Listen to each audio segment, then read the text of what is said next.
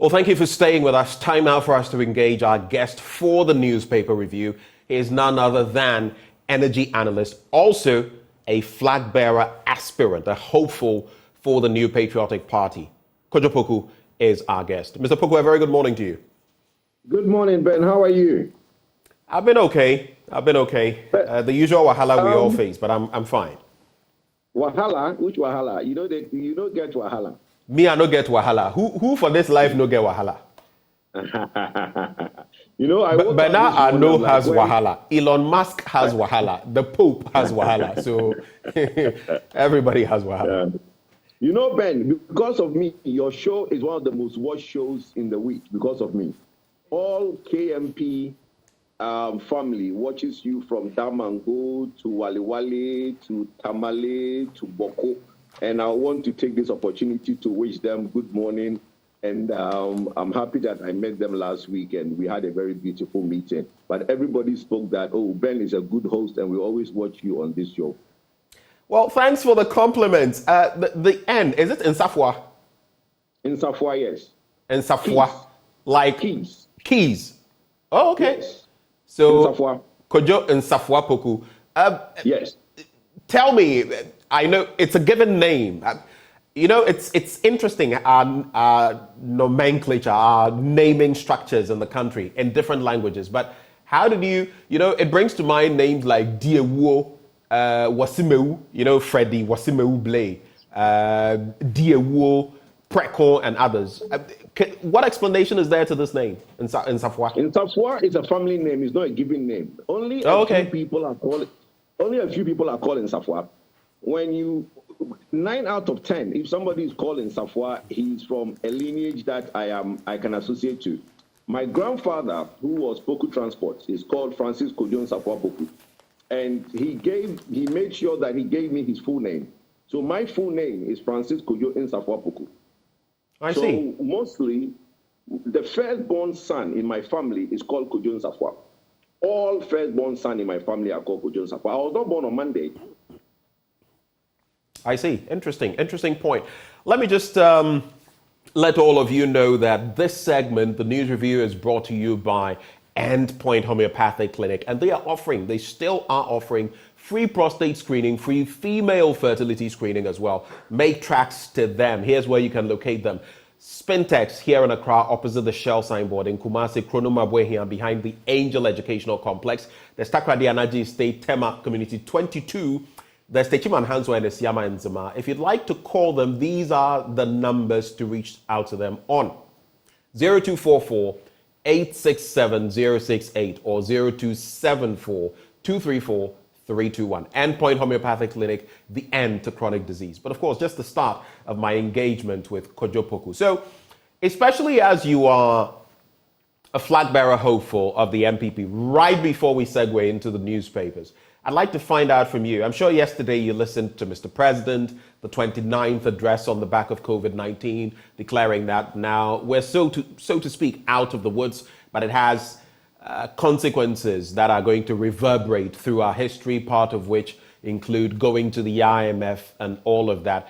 How did you feel about his speech, especially when it talks about the economy and how he didn't want to go to the IMF, but he was constrained? And maybe just to tie into that, yes, it wasn't yesterday, it was a few days ago. I was in Usu and I just shared this. This is what I posted on Facebook. I went past this Chinese duo in Osu, a male and a female. I'm supposing they are a couple. And could you guess what they were doing? You tell me. They were staking lotto. And when I put it there, people were responding, Kroma Eshi and all kinds of things. But anyway, your quick reactions on Mr. President. Well, you see, one of the things that I think he should have mentioned is that COVID is still with us. Every now and then it spikes. I think a couple of months ago, it spikes in the system. People were not feeling unwell. My advice, and I think what he should have added, was that now we normally test for malaria and typhoid. I think what we should do is that people should now make testing for COVID part of the things that they test for when they are not unwell. People are normally feeling unwell and they think that, COVID is not here anymore. Because we've gotten the immunization, it has now metaphored into similar to malaria and maybe sometimes typhoid. So what I would have expected him to add is to let the Ghanaians be aware that now, if you are not unwell, please make sure that you still go and test for COVID-19, because the virus is still here and most people are still getting unwell because of the virus. Now, back to the economy. Look, sometimes it hurts me to say this, but the financial advisors to the president, I don't think they are briefing him on what is ahead of us. Because the president have made two statements. One, he said, we will return to the financial market very soon. Right. With the statement yesterday, it tells me that the Ministry of Finance and his financial advisors are not painting the right picture. We are not going to return to the financial market very soon. And to get investor confidence in Ghana, it's not the IMF program that is going to give investor confidence. No, it is what the government does that will give investor confidence. Because the IMF is only here for a short period to make sure the government does certain things. Are you suggesting the president has been misled once again? I wouldn't use the word misled, but maybe they are not really telling him the real situation. Being misled is two different things, and not telling him the real situation and what is required to get out of the woods is two different things. I wouldn't want to use the word misled, but I don't think they are painting the right picture to him. Because look, finance is not his strong suit. He's a lawyer. So I don't blame him. I expect the financial gurus around him to be able to explain to him the situation that we have. Okay. Historically, Ghana has never defaulted on their debt. Now, when you default on your debt, you don't just return back into the financial market very soon. There have dire consequences for defaulting on your debt. So, look, let's not make it look like, we're going through IMF, and after IMF, we'll go back to the financial market. No, it's not true. All right. There are renewed calls for Ken Ofori-Atta to leave the position of finance minister. I'm sure you've heard. What do you make of that, briefly? Well, I mean, I've said that, look, him being there, he's a buzzer. He's no longer a finance minister. Because at the end of the day, he's no longer a finance minister. What is he? He's a buzzer. He's a buzzer. A buzzer. You know what a buzzer is? No. I remember from secondary school and all of that. Why would you call him that? He still bears the title finance minister of the Republic of Ghana. No, but I'm saying that he's a buzzer because every decision that he's going to have to make is being made for him by the IMF. So there is nothing that he's there to do. There's no decision that he can make that is not being made for him by the IMF. Look, let me give you an example. The 2024 budget, which will be read in November, right? I know exactly what's going to be in those budgets because of the IMF document that was put out. But Kojo, in previous stints with the IMF, whether it's Tekpe or whichever other person, we've still had people at post. Were they buzzers too? Yes, they were buzzers. Anytime you are in IMF, the finance minister is a buzzer. Because what are you doing? You are only making sure that you are implementing what the IMF have told you to implement, collect the money and put it in the bank, stop this, don't do this, cap this. That's what you're doing. You're a buzzer. You know, you're pushing me to ask this question. I really want to get into the papers, but very briefly. Over the weekend on Newsfile with Samson Ladi Anyenini, Kwame Pienim, respected economist and all of that, said something. He said that on the issue of ex gratia or emoluments, benefits, if you're a president and you lead the country to the IMF, you shouldn't get any such emoluments. That should be your sort of punishment. Do you agree with him? No, I don't. That's a bit extreme. Every 6 years, practically every 6 years, we go to the IMF. Why is that extreme? Yes, I know. But then, you see, the point about the finance minister is that if I were him, I would leave. Because, look, everybody's asking you to leave. You said you wanted to do a couple of things. You've done the issue of the IMF. You finished it. You read the budget and all that. Let's go. Okay. I mean, I don't know what he's there. I don't know what he's there for. But all right. The point about ex gratia for people who so-called look, the president, I don't think has failed. I've always said that Donaldo has done 75% in my books. So I don't think he's done absolutely zero. All right. Let's get into the papers now. And interesting, I'm not speaking for the Daily Graphic, but they are saying that cover price is going up with effect from Thursday, the 1st of June. It will no longer be 4 cedis, it will be 5 cedis. In TBBA, how about your pocket? You out there watching us this morning, is your pocket also moving forward? Well, like COVID, we will succeed. President rallies nation for economic revival. Virtual InfoSec builds Bank of Ghana's Cybersecurity Center. There is non-VAT registered importers to pay 12.5% upfront, and that has become a thorny issue. There's also power of contempt necessary for justice delivery. That's according to the CJ nominee. When I read the story, in case I forget, lest I do, I'd like you to respond to maybe 2 things, 1 or 2. One, what do you think about her delineation between citizenship and identity and all of that? And what do you think about her delivery? When I read that story, I would like you to add that. Her stance on citizenship, as she explained it, and how you feel she performed before the vetting committee of Parliament. But in that first story, President Akufo-Addo has stated that just as the sacrifices and support of Ghanaians during the COVID-19 pandemic led to its successful management, a similar attitude backing the country will help it overcome the current economic challenges. He said the $3 billion negotiated deal with the International Monetary Fund to be received in the next 36 months, out of which $600 million had already hit the country's account, would lead to the restoration of confidence and the reopening of avenues that had been closed for the past 1.5 years. Let's quickly go to those stories on page 13, and then I'll let you come in and respond. So the Ghana Revenue Authority will start the imposition of an upfront 12.5% VAT, that is value-added tax, on the customs value of taxable goods at all ports of entry with effect from Tuesday, June the 6th this year. It is applicable to taxable goods imported into the country for home consumption, taxable uncustomed goods, forfeited and auctioned, and taxable goods on transfer from bonded facilities. So 3 categories. It means importers of taxable goods who are not registered with the authority for tax will pay the upfront VAT in addition to the import duties and other taxes on the total value of the goods imported. It follows the amendment of the VAT Act 2013, that is Act 870, which imposed the upfront payment of VAT by unregistered importers as an administrative measure to enhance the performance of VAT. But my question on that is what that would lead to. You're already paying for importation. You're paying this extra 12.5%. I shared my experience, I don't know with you, many months ago when someone shared this bit about importing something so little into the country and just how much the person had to pay. Then power of contempt necessary for justice delivery. The vetting of Chief Justice nominee Justice Gertrude Arba Esaba Saki Tokonu was not short of combative exchanges, entrenched political posturing, and subtle accusations, with contentious issues such as contempt of court, citizenship, and judicial independence taking center stage.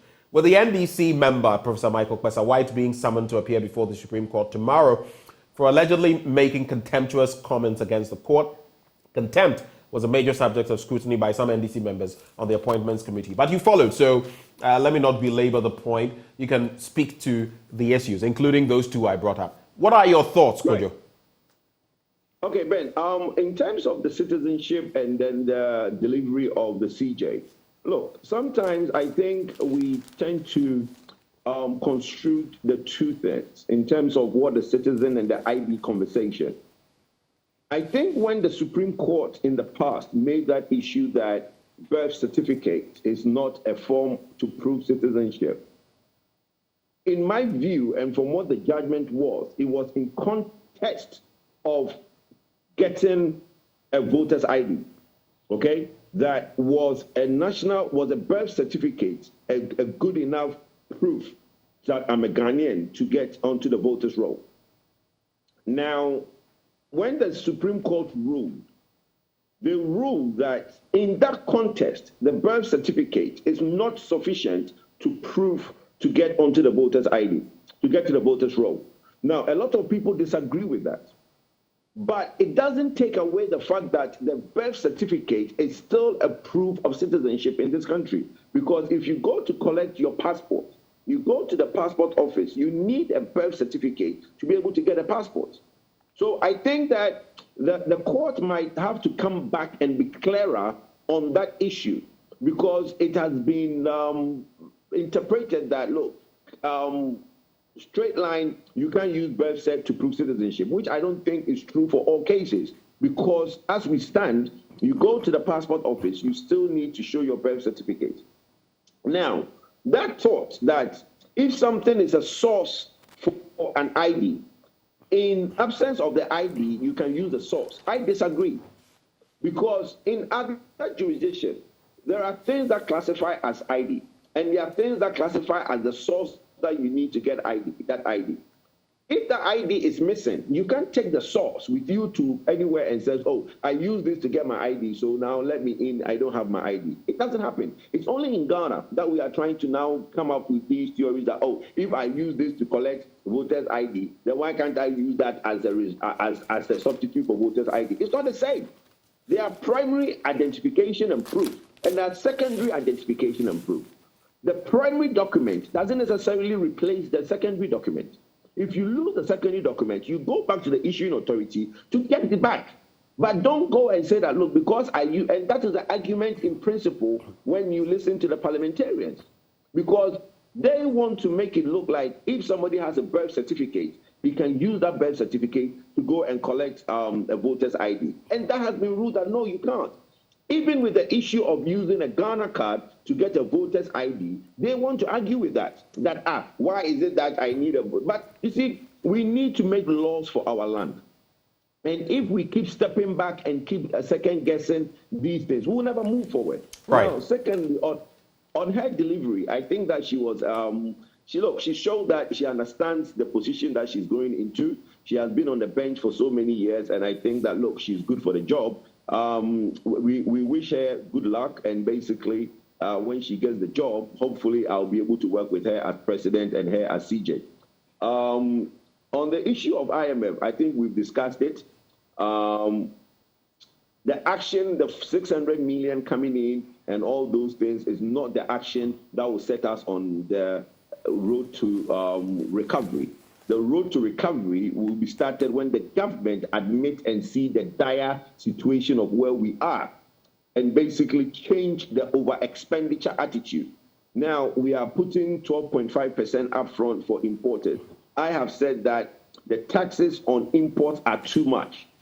Too much. Even today, if you have a product that is exempted from import duty, the VAT and the NHIL and those alone, it's too much. So if you are not paying that 25% or 15% or whatever percentage import duty is on that product, just the VAT and the taxes alone. So look, yes, we need to recover, but the country can only recover if businesses can grow. Businesses can only grow if they have some liquidity in their pocket to improve the business, to employ more people. If we go this way that we are going, which is what we brought upon ourselves with the IMF in town, we squeeze every little out of the people, it will be difficult for the country to grow at the rate at which they want us to grow. Right. So interesting stories there. On the back page, we have sports. Kodji worsens Hearts' misery. Of course, Kofi Kodji, a former Hearts of Oak player, plunging the dagger into the fans, Phobian fans. And that all of that happened over the weekend as Legon Cities beat Hearts of Oak by 1-0. Kotoko will be playing today versus Karela, and Mediama atop the league log with 56 points. Aduana Stars with 52, Bechem United with 51, Bibiani Gold Stars with 48, and Asante Kotoko fifth with 47 points. Of course, they have a game in hand. Where is Hearts of Oak? Eighth with 45 points. Well, let's get into the Daily Guide newspaper. Appeals court halts lawyer's suspension. I intentionally read this just so I can give some education. Let me just put it that way.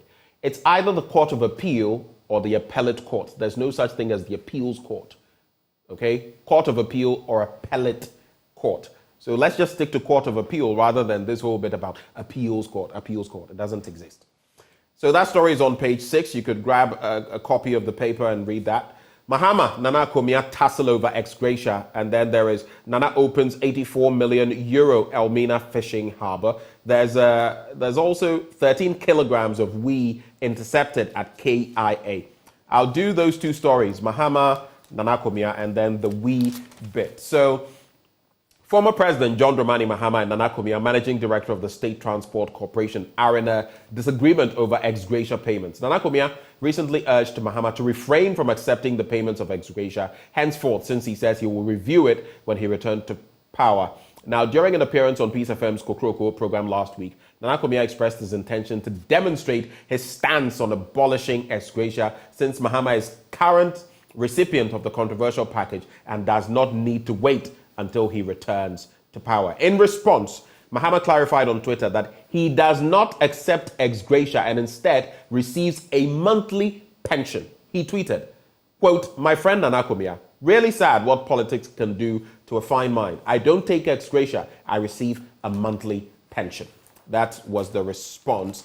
There's also on page 6, the Narcotics Control Commission, NACOC, made a significant bust on May 23, 2023, seizing a total of 12.67 kilograms of cannabis, also known as weed, worth $127,000 at the KIA cargo terminal. Why am I bringing this up? Ghana is far from being a narco state, but over the years, you know how the cookie has crumbled. We've been known, in fact, at a point we were cited as being one of the conduits. I think we've just narrowly got out of that. It's becoming a worry, all of these drug situations. Quick thoughts?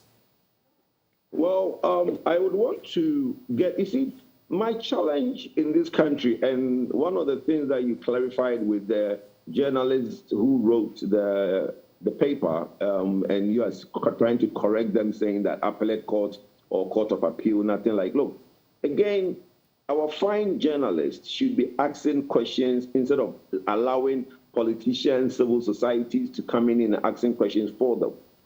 If President Mahama says he gets a pension, the question I want to ask is that, what is it, a state pension or is it a private pension? Because he's never worked. What job has he ever done to get a pension? He's been a politician all his life, from being a parliamentarian to becoming a minister, to becoming a vice president, to a president. So is it a state pension that he's getting? I don't know about he's never worked, because when you read his book, My Last Coup d'etat, I mean, he talks about other things. So I don't know about he's never worked a bit. Let me clarify that.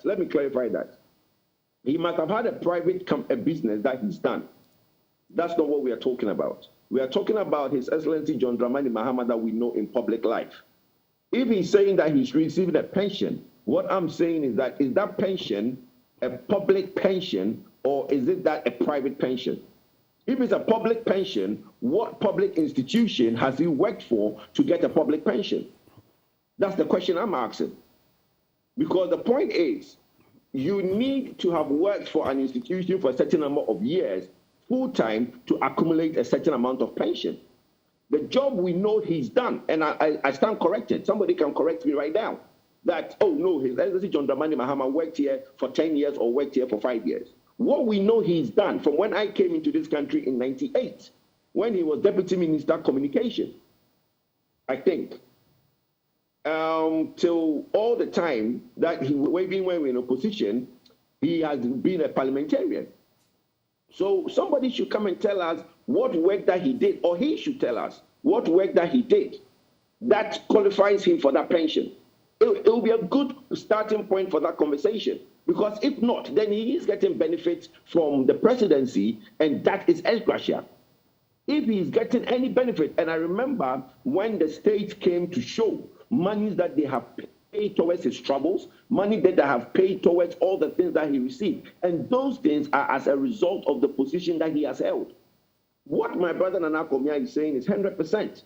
If you don't want others to enjoy it, start from yourself and stop saying that I am not going to enjoy. So I think Ghanaians should we just to get out of the woods, especially this whole trajectory really took off under the Kufuor, John Ejekum Kufuor, respected president of our land, former president. And that is when all these committees and all of that, it came to the fore, and ex gratia really became an issue. Do you think we should just scrap it? Do you think to save ourselves do you think we should scrap it? No, I don't think we should scrap it. There's no need to scrap it. Why are you scrapping ex gratia? Look, I said this earlier this week in Tamale, and let me repeat it on your show, Ben. Look, what Ghanaians are angry for, like my uncle Kwame Mpiani said, is the delivery. You come in as president, you come in as minister, you come in as whatever you are appointed to do, and you do not deliver. And on not delivering, you go home with a big reward to go home. Ghanaians are angry with the end result. If somebody came into Ghana and did a beautiful job and turned Ghana into Dubai, you don't think that person deserves to go home and ex gratia? He deserves to go home and ex gratia. So let's not use one brush to paint everything. All right. It would not augur well for us. All right. The issue is the delivery. The politicians who are not delivering. And Kwame Mpiani put it just right that, look, if you do not deliver, you should not get an ex gratia. But all right. Unfortunately, I mean, to do that monitoring. The delineation of who has delivered and who has not delivered will become the next problem there when we get there. It becomes difficult. But let me quickly touch on the we issue. Very briefly. I want us to wrap in about 7 minutes. So okay, very briefly on that. I honestly think that as a nation, we should look at our we policy. There was a document that went to Parliament to make sure that a certain brand of we can be grown and processed in this country for export. I don't know what happened to that bill, because there was an amendment to the Narcotics Act to basically allow licensing for the legal growing of a certain brand of weed. So there are industrial uses for yes, for there's hemp. a lot of industrial uses for weed. Right. Yes, but these ones I think are the normal weed that gets you high. The one that they want to allow to be grown under the industrial use, you can't get high from smoking those ones. And it's also used in medicine, of course, Kojo, because for those who suffer epilepsy, for example, sometimes this is used, cannabis, I think the oil. Yes, I just think it's how we've approached the matter. There's a small chemical in there that the one that cure epilepsy and all those things, you can use it to cure those things, but there's a small chemical that is taken out. There's a new breed of weed that you can grow legally. I don't know what happened to the act. That's what I'm saying. But the point of trying to now seize all these things at the port, right. I think the narcotics has to do a lot more, because you see, the trade has gone underground. It hasn't stopped. Even with cocaine, it's gone underground. It hasn't stopped. We have gone underground. It hasn't stopped. So we need to double up our steps to give Ghana a good name when it comes to narcotics. All right. I thought you would have spent a few minutes on the brand new fishing harbour that we have built in Elmina. It's worth talking about. Go ahead. Share your thoughts. Well, I think it's a promise made, promise kept. And the good people of Elmina, my people, Edina, now. Pardon me. You know I'm from Edina. I spoke Fanti. You didn't understand. No,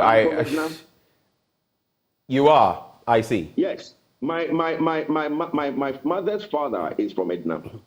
So I'm very happy for the people of Edina to have this beautiful fishing harbour. And my greetings to all the people in Elmina. And they should make good use of this beautiful facility. In 10 years from now, it should look as beautiful as it looks now. Well, that is our hope. Maintenance culture in this country. That one, no one can even get in there. But very quickly to wrap, just some entertainment stories. Once Upon a Family hits major Amazon Prime streams. There's also Gloria Safo cries over sabotage. That's in the middle spread of the Daily Guide newspaper. And sadly, because some of us grew up listening to her music, Celine Dion has cancelled all her tours for 2023 and 2024 because she is suffering from a neurological disorder. We pray for her. Wow. Yeah, wow, you know, she's been through really tough times since the passing of her husband. She's become gaunt at a point. She's not been so healthy, and now we're told she's suffering some sort of neurological disorder. But that's very sad. Let's make tracks. One of the songs I'll always remember her for, Tax. She has this one about tax, life generally, and then of course the one in the Titanic. Who can forget? That one. My heart will go Ben, on. Are you an emotional person? I think I'm somewhere in between. I'm a Pisces, by the way, so yeah. But the Finder newspaper, going to IMF was a painful decision for me. That's according to Nanado, the president. Kwame Mpiani kicks against review of free SHS. I'll just be reading what your uncle has been saying on that. And Ghana Card rescues UCC lecturer to travel from Germany to Ghana. Let's take a look at those stories. I'll not do the one about the IMF. I don't want us to do overkill, but on pages 4 and 5. So, a senior lecturer at the University of Cape Coast, Dr. Emmanuel Echampong, has recounted how his Ghana card came to his rescue when he sought to travel from Germany to Ghana but could not find his passport. Now, Dr. Echampong, who is the Data Hub and Information Systems Manager at the Center for Coastal Management of the university, said, upon presenting his Ghana card to the airline authorities for confirmation to enable him to travel, he was allowed to board the flight after verification checks. Speaking on Accra-based OKFM, he recounted that Air France in Hamburg rebooked a KLM flight for him after using his Ghana card to authenticate his identity. I've heard of other stories where people say they were not that fortunate, so I don't know what exactly is happening. But Kwame Pianim kicks against review of free SHS. And economist Kwame Pianim has advised government not to, quote, touch the free SHS policy in the quest to review flagship programs. But, of course, we do know that the IMF has said that the way we are rolling it out is not exactly the best way. It is poorly targeted. That is the wording of the IMF. Quick thoughts on these, very quick ones, as we wrap. Well, I have a problem if the IMF say that, because in 2017, when we started rolling up the free SHS, we were in IMF. So which IMF came this time and has a problem with the implementation? Because when we started IMF in 2017, when we started free SHS in 2017, we were in IMF. We left IMF in 2018. So I don't know which IMF came this time, but the IMF that I know were here when we rolled out free SHS. And we've constantly said that free SHS is not part of our economic problem. We've all seen the numbers. The numbers from the free SHS is not. Look, in improving infrastructure in this country, if somebody is saying that we don't have the right infrastructure in the schools, I agree. If the IMF says that we are not putting enough money towards the facilities in the schools, I agree. But for anybody to talk about the fundamental impact of the free SHS on our budget, for me, I disagree if they say that. And I'm hoping that it will be kept.